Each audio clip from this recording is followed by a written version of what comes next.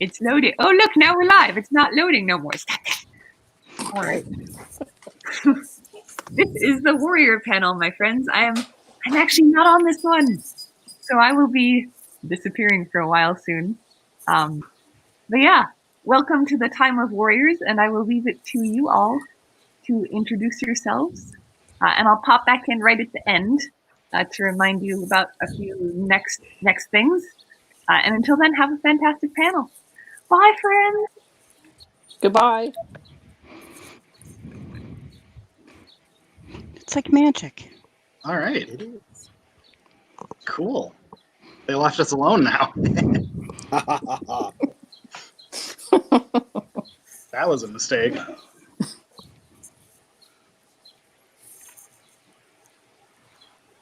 Who has control of this? Who is? I think Illyria's backstage with Puck controlling it. Let's start with introductions. Yep. Ian, who are you? Oh, you want me? You're in the first panel. You should start. That's too incidental. Mhm. Okay. Like Hollywood Squares. All right. My name is my nickname is Truman. I'm an ally to the house and I identify as warrior. And I like being a warrior. It feels really good. We get to do some really interesting things.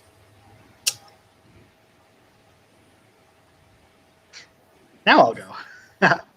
My name is Ian. My pronouns are he, him, his. I am a first-degree warrior in the house.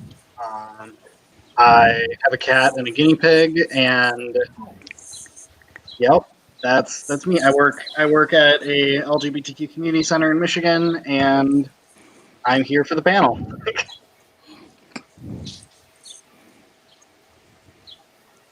Me? Okay. I feel like we're playing Hollywood Squares. Hi, my given name is Jade. My nickname or chosen name is Jay, and I'm a first-degree warrior in the house. By day, I do tech consulting, and by night, I'm a parent. So, Griff, I pick you. Okay. No, thank you. So I'm Griffin. I am third-degree warrior in the house. Warrior Caste Guardian.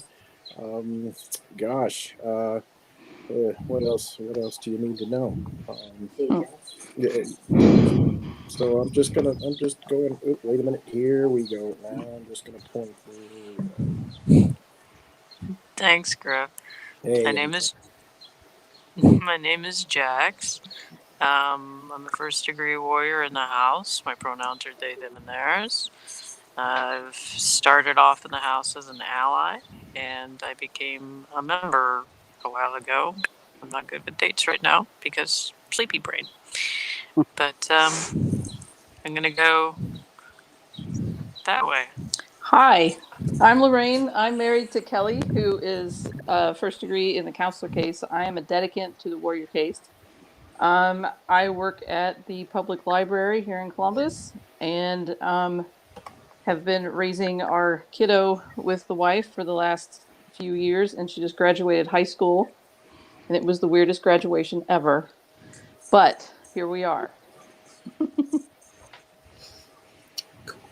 All right. So I guess that's who we are, which is really exciting. I did see one question about what is everybody's pronouns. I know a couple of us shared them, but maybe we could just go around real quick and do them. Truman? Well, how do you want me to approach this? Just what pronouns you use.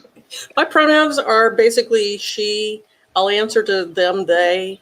I kind of identify as androgynous because that's what I grew up with knowing. So I just stuck with whatever, what feels comfortable to me. And since I've raised kids and I'm a grandparent now, it's just easier to stick with the she's and the they, thems. I'm very flexible. Cool. And I had said before that my name is Ian and my pronouns are he, him. My pronouns are, I'm gender fluid, so for me, I'm very much androgynous as well. I don't have a preferred pronoun. I am comfortable with what everybody else finds themselves comfortable with. when they address me. He, him, hey you, bald guy, whatever.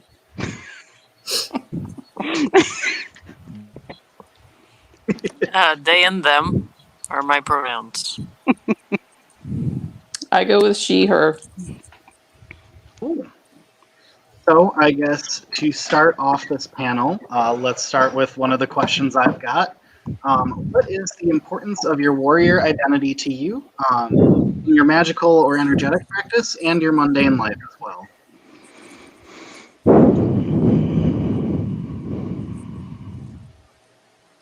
Okay, so I'll jump right into that. So you know, as I was saying in a previous panel, that you'd think to look at me that warrior is pretty evident, but honestly, for years prior to joining the house Kheperu, I had performed a priest role more than anything else. Um, that being said, that warrior aspect was still very much a part of my life. It was a part of what I did for employment, how I acted in general in society. You know, so there's the how is it important to me in the aspect of my life. It's I don't know that that's a measurable thing, at least for me, because it is how I interact with life. It is um, wow. It is. It's a difficult. You know, how is the importance of water to me in life? Well, I have to drink it. It's required. I enjoy it. It is. It's not just something I choose to go and do. It is who I am, and that is how I react and interact with the world.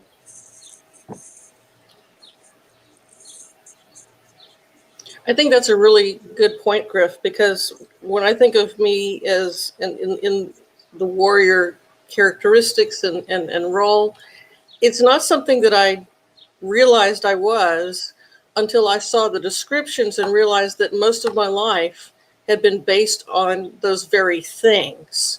For example, if you're talking about energy, I get a great deal of energy from music, and it became a huge part of my life.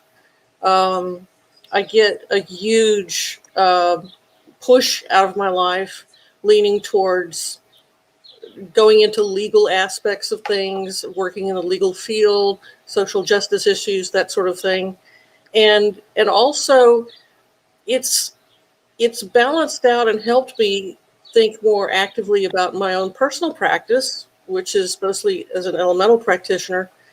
Um, in that it's helped me, I think, really balance things out. But it's like you said, how do you define the importance of water? There's just so intermelded with my identity that it's hard to see it any other way.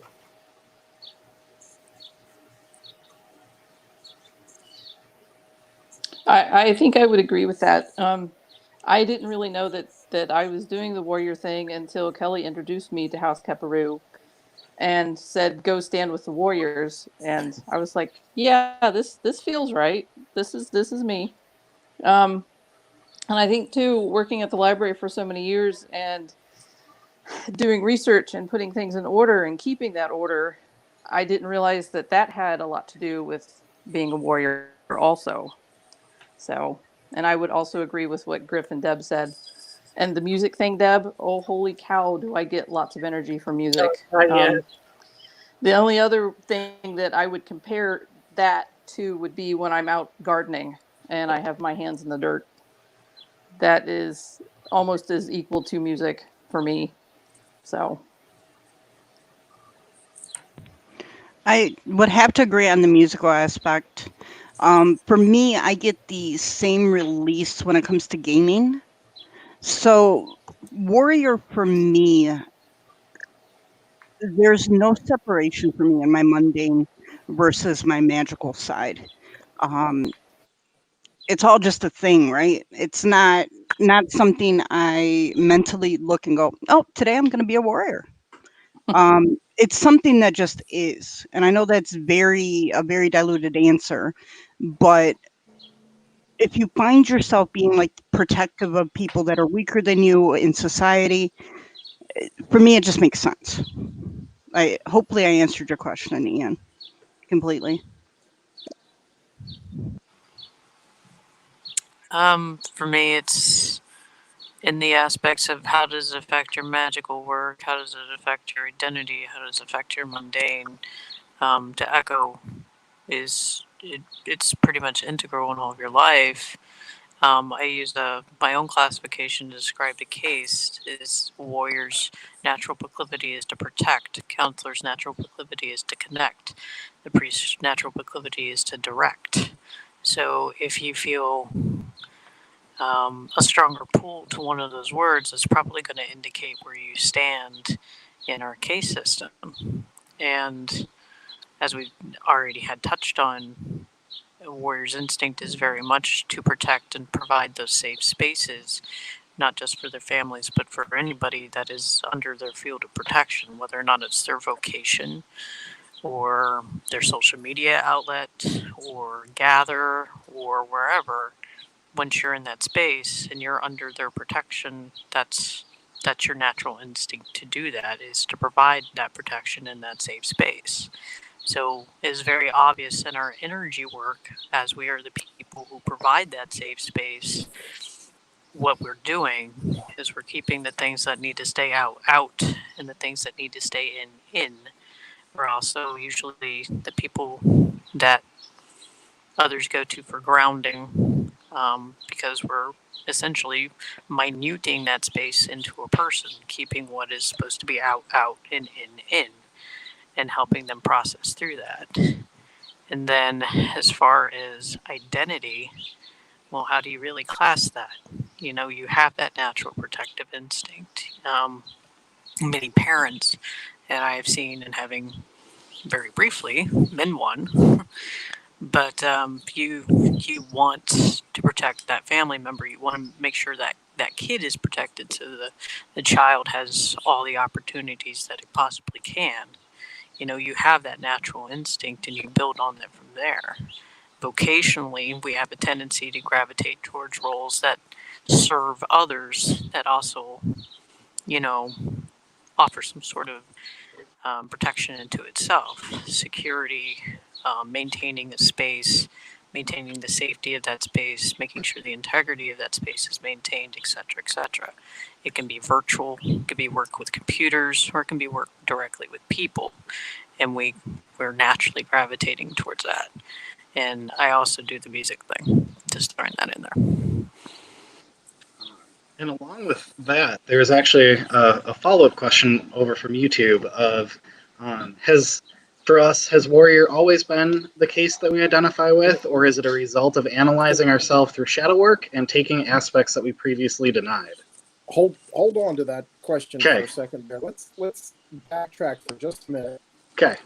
And kind of define, what we're calling warrior, before we start really talking about how it affects us and the world around us and everything like that. Because I think part of the house right now, something that's very important, especially amongst the warrior caste, is recently, and by recently I mean really within the past 12 to 18 months, um, the house has gone through a great deal of transformation in and among itself, that we um, we had to redefine some things. The warrior caste, prior to that period, was very much one set way. Now, we may have felt within ourselves, different things and have different definitions. There wasn't a great deal of latitude to be able to speak about those things. And because of changes, which I'm not going to get into all that, because of changes in the structure of the house and the way we interact with one another, we've been able to freely, without fear of repercussion, without people's eyes rolling so fast that you could hear them, we've been able to discuss those things. We've been able to share with not only just one another, but with the rest of the house, what these different aspects of being a warrior, being part of the warrior caste is, and what it means to us. I think, at least certainly for me, to have heard, everyone's different stories of what they've held inside, how they feel about things, has been very, not just liberating for me to be able to say my own story, but liberating to be able to hear everyone else's story and what that really means. Prior, there was always this image that warriors were the, oh, I'm coming in there, I'm gonna beat something up, and I carry a knife, okay. um so what else does it mean? For me, it's being a builder. Okay, it is a source of creative energy. I build things. Not only are we the foundation and the providing safe bases, but the warriors are also the builders of society, the laying the bricks and the foundations and everything like that. And so and honestly, I've done that all my life, but boy, in the past 24 months, I've really brought that out in myself and been able to express that. And I think each one of us has a story like that to tell. What is that? What is that warrior? How do you define it? Internally, it's not about being a tough guy and expressing your emotions and just carrying a knife and everything like that. But for so long, that was the faith, the warrior caste. And that's just not the way it is anymore. I have Yeah. to agree because that was one of the questions I had going through a lot of my journey as a warrior and getting to where I'm at right now. Is I didn't really identify myself as some sort of butch, weapon specific. The word warrior was kind of weighting me down, and what I'd seen previously had weighted me down. And there's a lot more to being a warrior than that. There's also the idea that you're planning, you're strategizing, you're doing research, you're performing services, of course. There are many different aspects that go into that. And it's like, okay, that makes more sense to me. I'm one who likes to do a lot of research. I like to do a lot of strategizing and planning and looking at different things. And when you open it up like that, I've even been able to see how my warrior leanings, my cooking is an example of that, because I'm creating this thing that isn't just to eat. It's to impart protection and love into my family and to bring them health and whatever. And it's that intent that I carry with it that makes it more than just another can of beanie weenies. It's something else. It's like Deb's beanie weenies, right? But I mean, you get the point. And I think that opens the door to people really rethinking what a warrior can be. I mean, I know there are a lot of people watching us right now who are over 50 years old, and you're thinking, I can't be a warrior. Look at me. I'm not feeling too good anymore. My knee's going out, and I need to do this. No, no, no, no, no, no, no. This is something that you are by looking at what your intentions are. And if that intention is protection, if that intention is keeping things grounded, balanced, that sort of thing, if that answers to you, then you need to consider the warrior as an aspect of your personality. Yeah, and I think for me, like the shadow work question I started bringing up is part of where I'm at now as a warrior, because I think I realized very early that warrior fit for me. Like it sounded right. It worked. Like it's how I could tell that my energy was working, but I didn't necessarily know what that meant, especially like how Griffith talked about with older iterations of what that looked like in the house. I think I thought you had to fit into a certain box and how you warriored had to look a certain way. But over the last like year or two, I've definitely found what warrior meant for me. I'm sure we'll talk like more about the like what does warrior mean for us as we do this conversation. Um, but it definitely is more than just like being a fighter, carrying a blade, like going out and doing that. there's a lot of like social warriorness. There's a lot of protective warriorness that I think everyone on this panel is very participant in.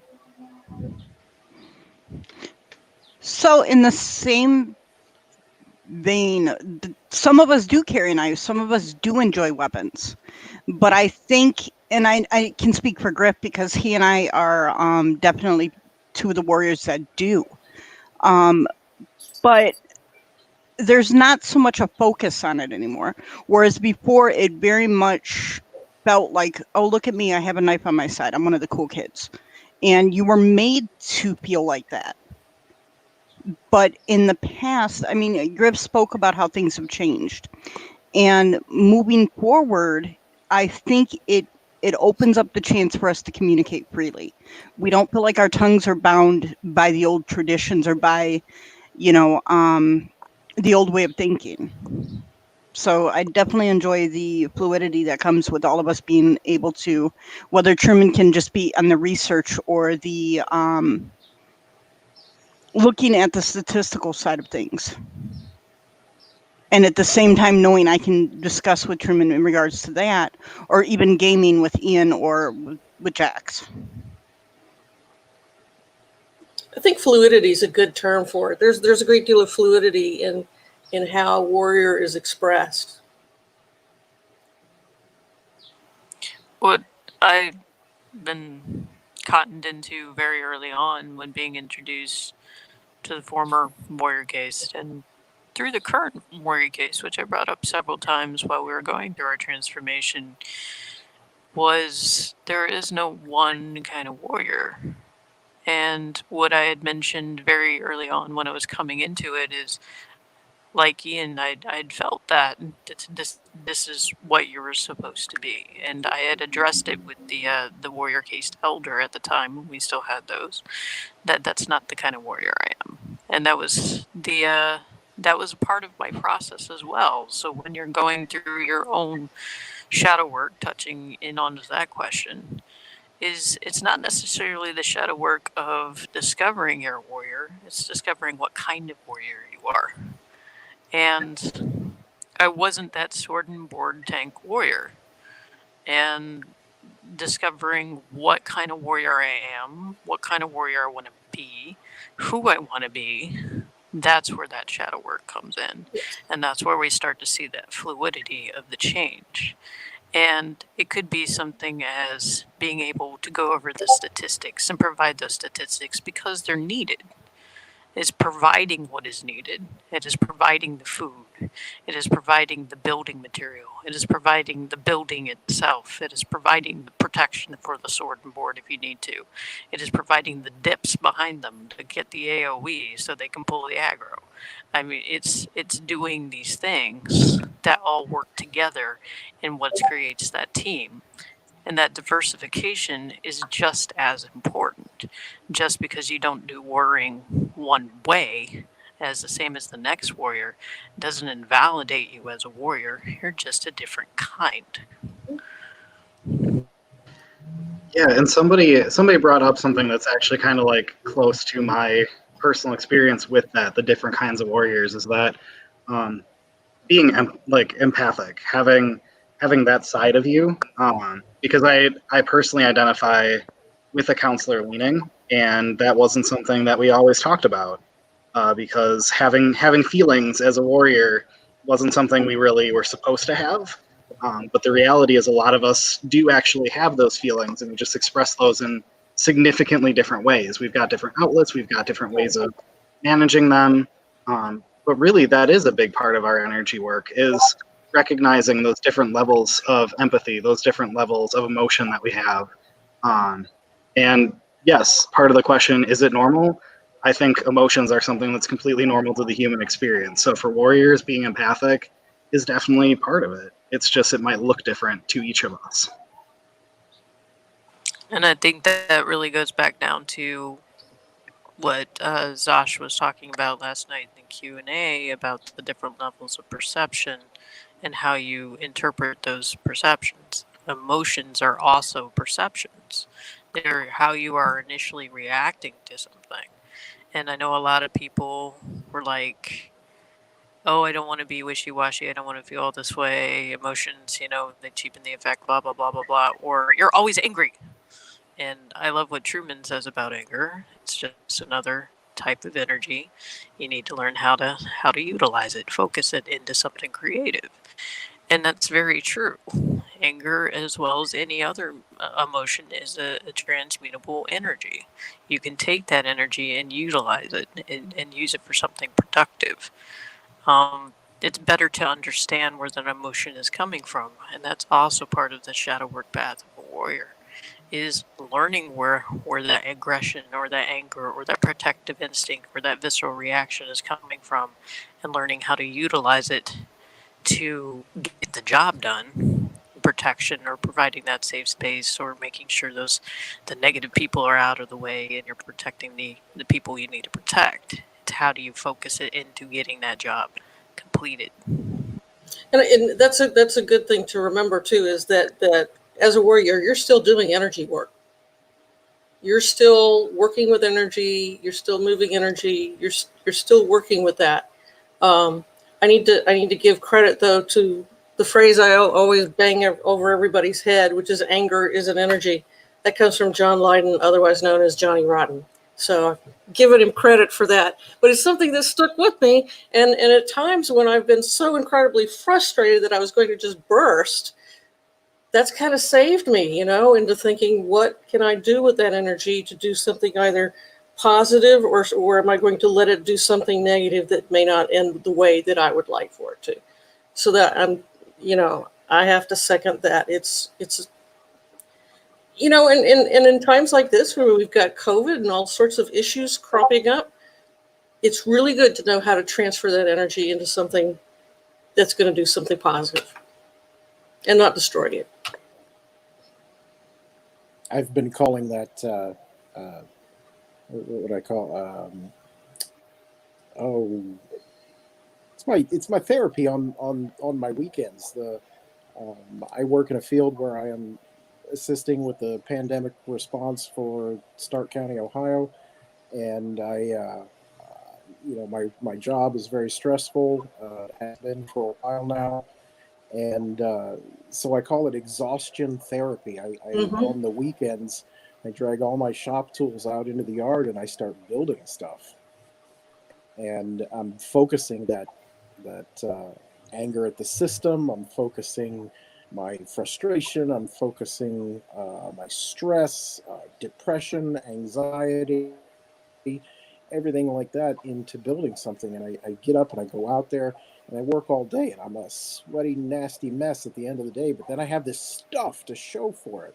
I've poured that energy into a creative aspect. I've built planter boxes for the yard, axe throwing targets, furniture, you name it. I've been out there building it.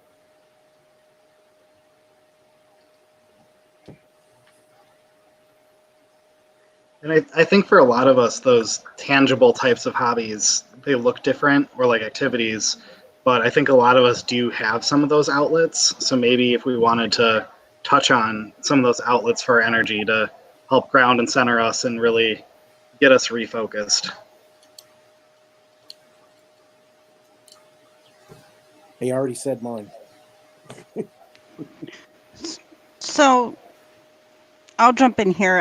Keep it quick. For me, I do a lot of gaming and console gaming or even board gaming. The board gamings are reserved for the kids, but I think being able to go on to a video game and get rid of some of the stress and the anger from the week is definitely a calming thing for me. Or even just the old standards of getting into a body of water. Being in Michigan, I mean, obviously we're surrounded by water. So with everything going on with the isolation, I'm really looking forward to get back in the water and just to get back, even to be able to go for like a nature walk.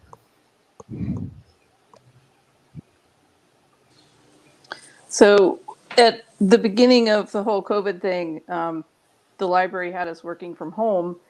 And a few weeks into that, they're like, oh, no, you're going to be furloughed. And I was like, okay, I have all these projects that I've been leaving sit for months, some of them years.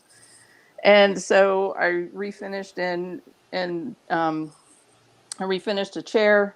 I can't remember everything that I've done, but that's how I focused my energy. That's how I focused my anxiety about being furloughed. Um, Funny enough, I finished everything the same day I got the email that I was going back to work the following week. So, Yeah, and anyway. I similarly was working from home. I didn't get furloughed. I'm still working from home.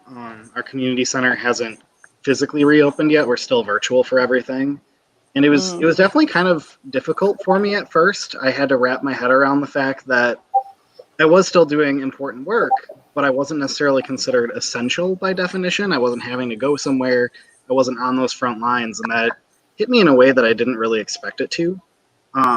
But I found where I was needed, and I had to think about the fact that like the youth I work with still really needed me more than ever, and a lot of other things along those lines. But I also picked up the hobby of doing chainmail, and I didn't think that I'd be good at it, but within 2 weeks I learned 11 different weaves, so it's been fun. Oh, that's pretty cool. I guess I just do what I normally do. I do a lot of writing that works through a lot of things. I've been cooking a lot during lockdown. Our household is at high risk, so we take extra precautions. Um, but I keep going back to music because that's everything for me. It both releases the emotions I'm feeling as well as draws in some incredible energy for me when I'm down. It helps me focus. It helps me function, to be honest. And I'm kind of a music nerd. I started out getting a degree in music, and I did, and then went on to be a buyer for a music company for a little bit. So my tastes and genre are all over the map. You name it, I can find something in there that I like. So finding the right music to fit what I need to get done or have done is kind of exciting. And I'm always going to be one to recommend people check out that avenue of really thinking about what music can do for them, no matter what it is that they like or don't like. Getting into that. That's really my primary fuel right there. Oh, and my rocks. Everybody knows me for my rocks. I do a lot of work with what others call gems and crystals. I call them rocks. They give me a lot of. I learn a lot of things with those, both from a scientific point of view as well as from the spiritual point of view. So that's always fun and exciting. Got my rocks on right here too. I'm known for my rocks. That's what he said. That's right. I'm known for my rocks. God. You said it. Let's see. You have great looking rocks.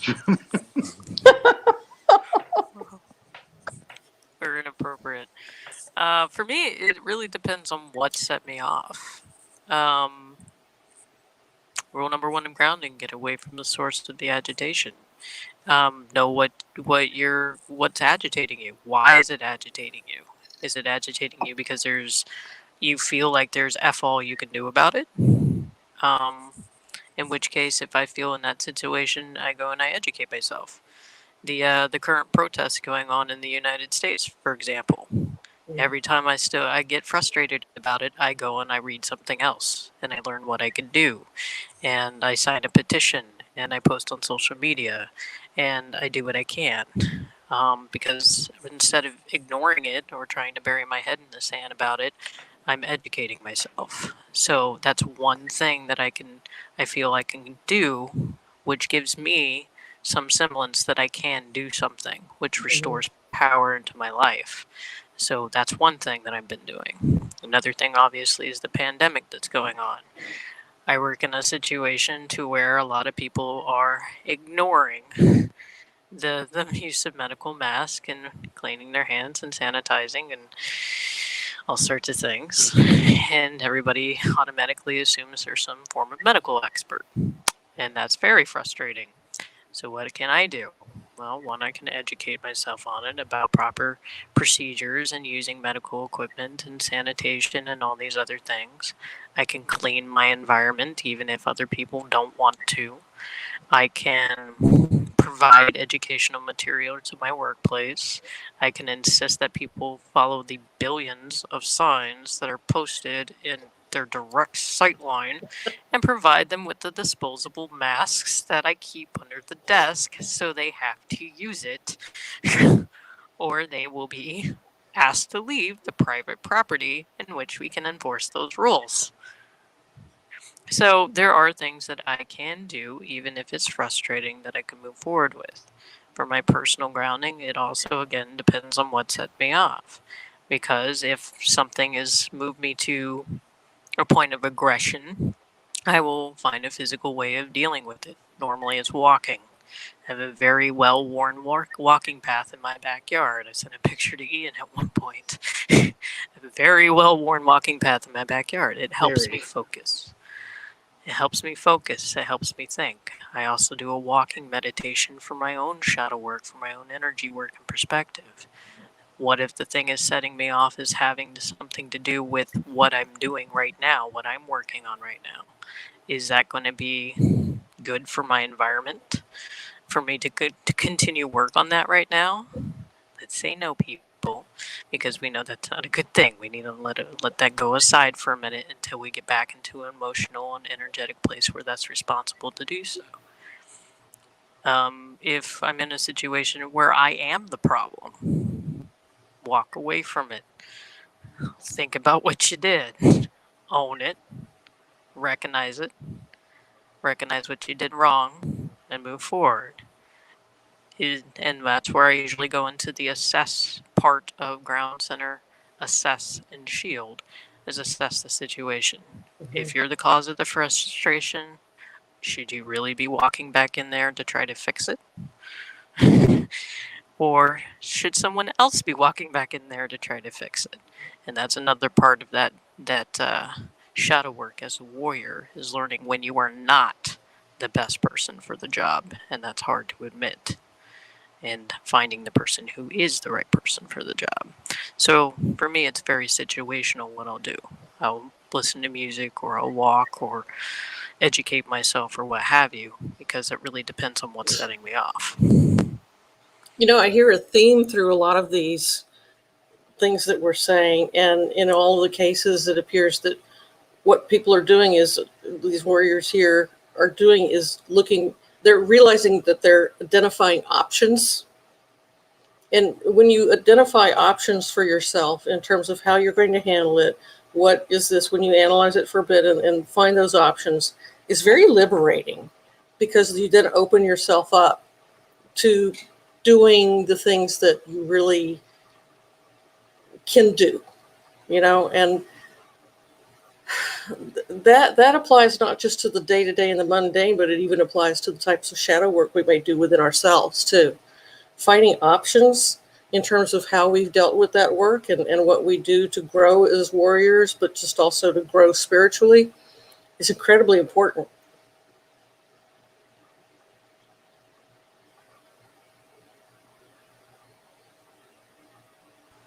Did we lose Griff? I think so. Well, hopefully Griff will be back. Let's see, what can we cover? He's a pathfinder. He'll find his way. He'll be back.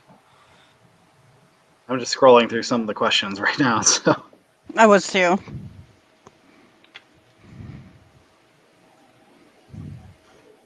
this is a interesting. Just where do warriors get their energy? And I think an important note for all these questions is I think it's different for all of us. So that's part of why we do these as panels. There is no one way.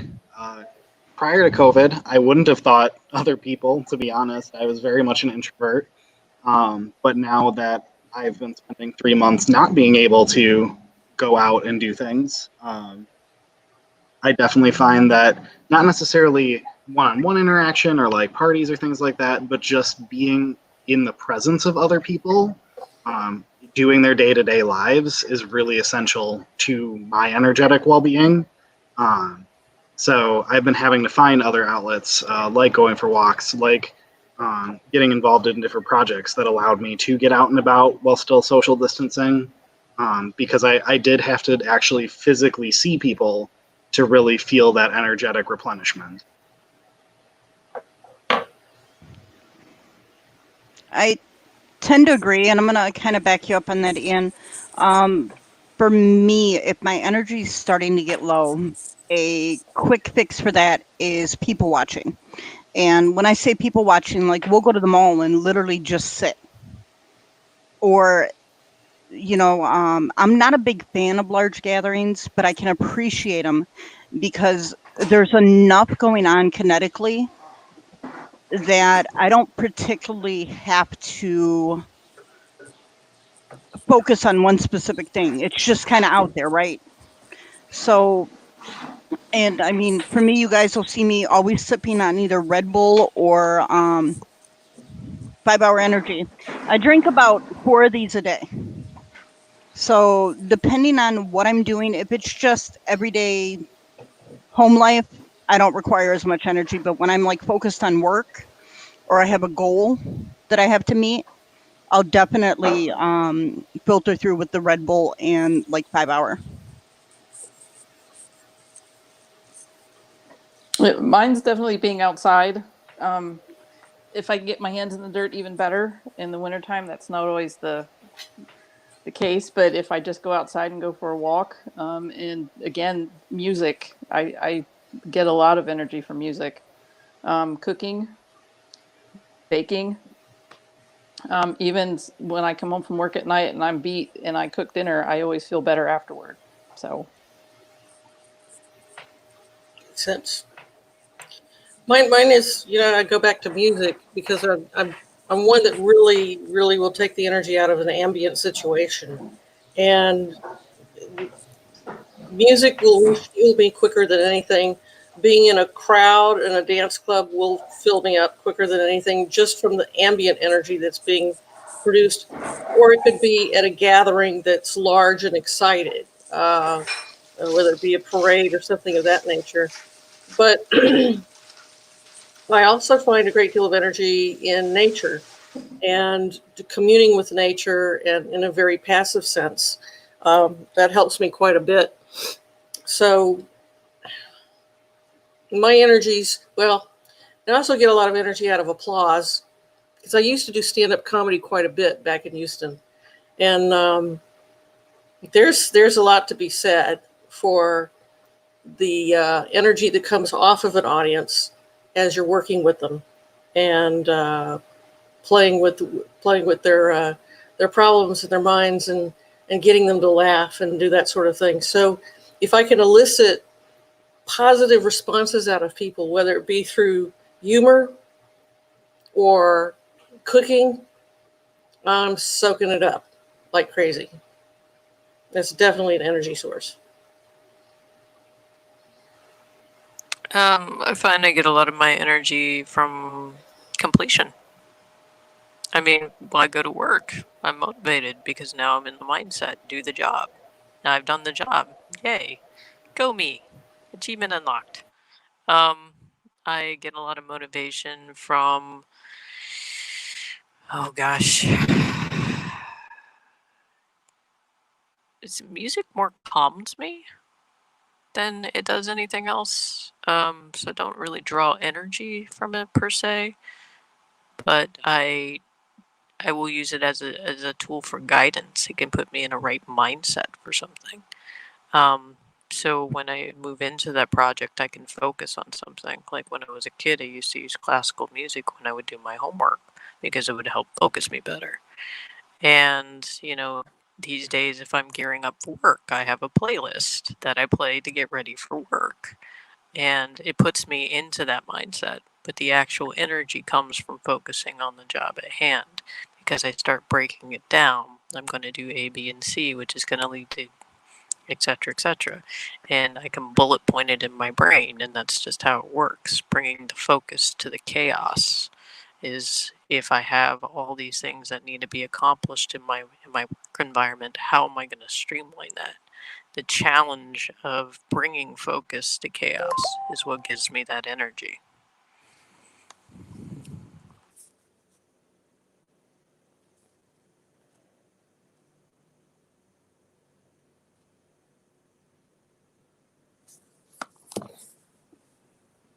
Welcome back, Griff.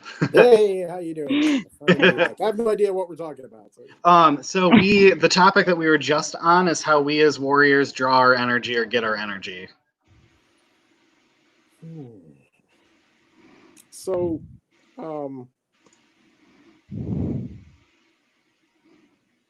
tricky question. A few years back, let me preface this. So I'm a warrior. I have a priest caste leaning. Counselors, what the hell is that? I don't know. It's never been a part of my wheelhouse, and I really didn't understand it. So a few years back, I'm gonna sit down with every counselor we had. I'm gonna take all the counselor courses at like 2 different gathers in a row, see if I could parse this out at least in my own terms. So in doing so, I discovered something that is interesting to do. I had heard so many of the counselors talk about how they reach out and they make these connections. Okay, because there's certainly points there's people I feel connected to.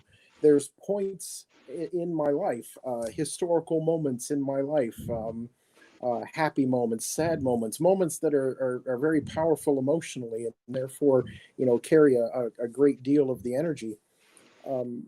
So I tried that. Okay, let's reach out, because we as warriors we ground and center. So everybody knows what grounding is, but what the hell is centering? All right, centering being the fact that you reach out to all those different connections: your work, your family, your dog, your house, your bills, and you center. You bring your consciousness and down into yourself and let go of all of those connections that you have to all of these things.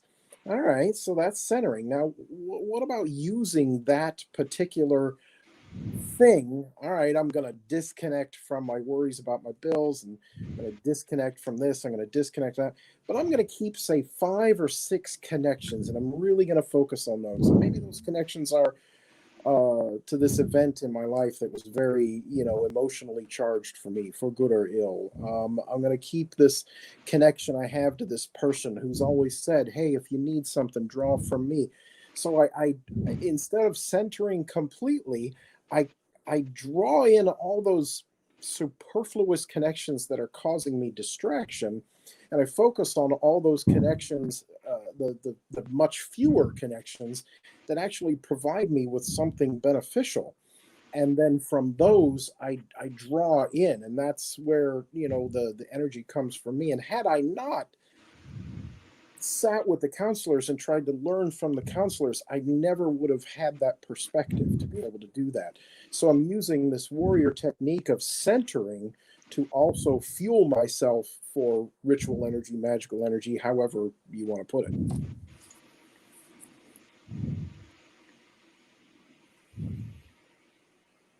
That's actually a wonderful segue into a question I know Ian had on the agenda for us: is how do we help other people ground? And I know for me, when I help someone ground, I do kind of where's their energetic homeostasis, and are they too low or are they too high? If they're high, great, let's get rid of that excess energy. But if they're low, then we need to find a way of getting them energy. And so that's in the process of centering them or assisting them to center themselves, depending on that process. And when I do it, I find out how they ground, because we all ground differently. We can ground down, we can ground up, we can ground from the chest out the back, through your hands, all this other stuff. What kind of imagery do they use when they typically ground on their own? Can I amplify that? Where are they at? Are they way too high? Are they way too low? How do you are you an energetic feeder? Have you eaten today? Have you had sleep? Have you had all these things? So I've tried to bring in the practical for the physical body as well as the energetic body as well. So I take that energetic assessment, that physical assessment, and then try to apply that to the individual. And I also have to recognize, as I mentioned earlier, when I'm not the best person to do that. So I might not be the person they need to help them ground. Maybe I remind them of a sibling or another family member that was very abusive to them, or maybe they just, something I'm wearing that day. This was actually a thing at one gather. Was that I had a tie on that was very similar to somebody's abusive ex-boyfriend that reminded them of that. I was not the person they needed. They needed someone else. So I removed said offended clothing right away, because it's a tie. It's not like I got a strip. And then I found them someone else. So being that person. So am I the person that you need to ground? And then let's talk about how you do that. You brought up a great point there about the are they too high? Are they too low? That's really something that we should look at more. At least I should look at more, because I certainly don't look at that enough. Because if someone's got too much energy and they're frantic and everything like that, right, grounding is a very natural thing for me. I can help them do that. I can guide them to that. I can come up with all sorts of imagery until one of them fits to help that person. But when someone's too low, it can often appear physically as if they have too much. They're jittery. It's like sugar crashing. They're jittery. They're nervous. They're kind of a little bit frantic. It can really look like they have too much. And so here you are trying to ground them, feeding them this imagery, trying to get them to talk about it, blah blah blah. And really, what they need is a sandwich. They need to balance out their blood sugar sometimes, or they need to draw energy from something. And being able to identify one from the other, I think, is something very important that we should pay more attention to. So I think another important thing to mention, when we're at public events, and I'm speaking specifically to gather, or maybe, any of the other conferences we may attend, I think it's explicitly important to remember the people that came with the person you're helping to get grounded. Because so often does somebody say, hey, I need to be grounded, I need this, I need that. But then, you start working with them and asking them and just kind of make sure they're here in the present. Because for me, that's how I work. I want to assess the situation, make sure you're with us mentally. Sometimes you'll have 2 or 3 people that have come with them, and they're actually interacting with you more than the person you're trying to help. So I think even past events, we will sometimes double up, or we'll go in pairs to see what's going to work for this person. Maybe it's not me. So I'll tell Ian. So Ian, here you go. Or Jax, here you go. I'm going to go deal with the friends and make sure they're good. Yeah, it's a lot like energetic triage, to be honest, because for me, it's always been important to start with those physical needs. Make sure that they're physically safe. Are they going to pass out? Do they need to sit down? Like Griff said, do they need a sandwich? Like, is it something that they haven't eaten all day, and it is a physical well-being thing, and maybe not necessarily just energetic. And then from there, moving onward. I guess one of my techniques is usually just holding a conversation about why they feel overwhelmed right now, how they got to this energetic state. Because for some people, like just talking through that really helps recenter them and get them back down to earth again. Just being able to identify for themselves, I just did this ritual and I had this experience, and now I'm way over here, and it just helps them start processing that energy. without just yanking it away from them, because you don't want to like grab them off a ladder and throw them to the ground. You want to actually like let them climb back down carefully and then come back down to earth. And also not bombarding them with what you have to say about it, but getting them to tell you. Not only does that give you direct information of what might be going on, but it's if they're talking, they're breathing. If they're breathing, their heart regulates. If their heart regulates, their sugar balances. If their sugar balances, their mind slows down. It's not just a mental process. Getting someone to talk to you, getting them to be the one who is actually speaking more than you are, creates an entire biophysical response in their body that's going to start making them feel better. I mean, yeah, you want to try to stay away from yes or no questions as much as possible. Get them to elaborate. That's part of a de-escalation process. Why are you feeling this way? What triggered you? Was it just the class? Was it the fact that you're in a class with a lot of people? Do you have social anxieties? Did you take your medications? Did we forget those today? It's, trying to get them to elaborate what in the world triggered them in the first place. And it is to be mindful for you as well. Is talking to this person going to be triggering me? Because we're still in the human flesh form, and something that have been triggering them may be directly related to something that you may also have trauma with. So that goes back down to, am I the best person for the job? And all of this is, I hear the same word patterns and how we're answering all the different questions. And it really is what we do. We walk into a situation, or we're invited into a situation, or we just walk into a room, and it's immediate risk assessment. It's immediate triage. And that's what we do in ritual too. We're the first ones in. We look at the space. What needs to be grounded out? What needs to be smoothed? Is there any fire hazard? Is there any trip hazard? Is the door clear? Is there enough space in here for everybody that's coming in? It's this immediate, risk and quality assessment that we do, and it's one of those warrior aspects that tends to come natural to us. And whether it's ritual, whether it's an emergency situation at work, whether it's someone's come to us for grounding, it's the same process we do. Yeah, it's about creating those safe spaces. I mean, in ritual, we literally create that safe space. When we're grounding someone, we try to create the safe space for individually them, so they can come back down or go up to a place where they're back to a wonderful energetic homeostasis. So they're good again. And then everybody around them is good. So it has that domino effect. We don't want a not safe space, because quite frankly that means more work for us. But it's because it affects everybody else in that space. So we're trying to create a safe space for everyone by creating a safe space for that person.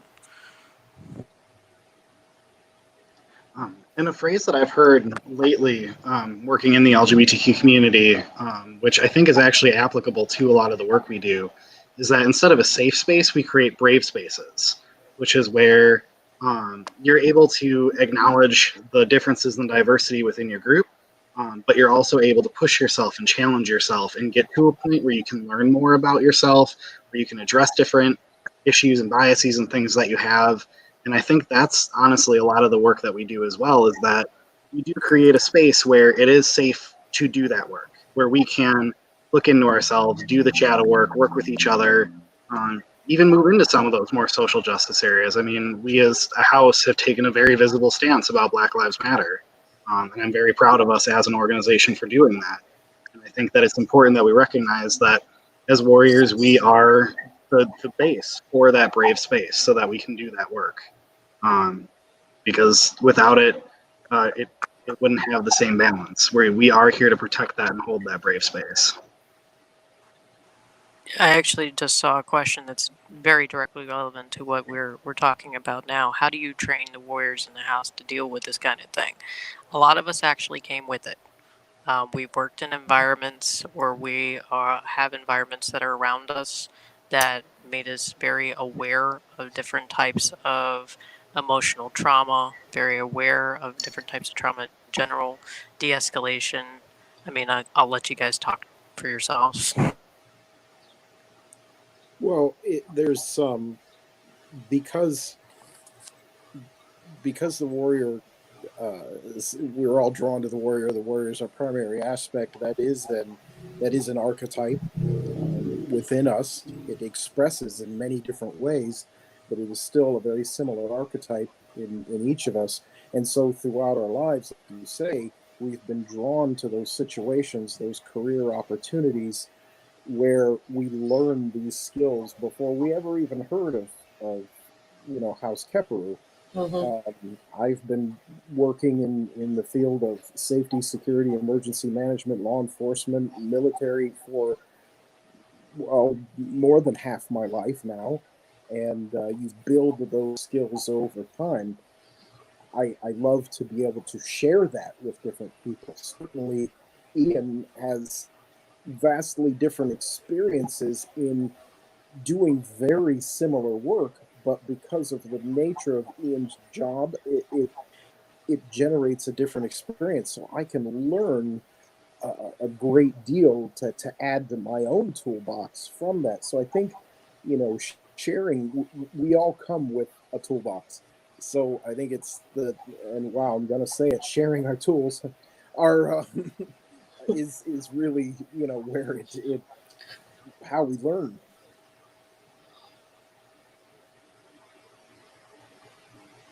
Not to interrupt, but we are at 5:30, so Yeah, we want to I was do about to any say wrap up. that was a pretty good place to wrap up. So Indeed, it was look a good place See? to wrap up. As if right on cue. and now you have a hat on. How strange. But yeah, thank you so much for that discussion. That was awesome to listen to. Oh, we can't hear you. Oh no! What? Why can't you I'm hear good. me? Can you hear me I now? can. Oh, good. I couldn't. Huh. All right. Oh. Well, thank you for that lovely discussion. I'll speak a little louder and hope that's what was happening. Nope. So weird. But yeah, I wanted to ask each of you before we go, where or how can we find more of what you do, and how can we support your work? If you have anything that you sell, craft, anything that you teach. If you don't have a link available right now for us, there's a thread on Facebook, so you can drop it in later if you think of something. Also a thread on Discord, you can drop it in later if you think of something. I'll go first because I got nada. But apparently, according to the Discord chat, I should be doing a podcast. So I'm going to let these amazing people that actually do things promote themselves. People want to do things. I build stuff, and some of it I offer for sale, some of it I don't.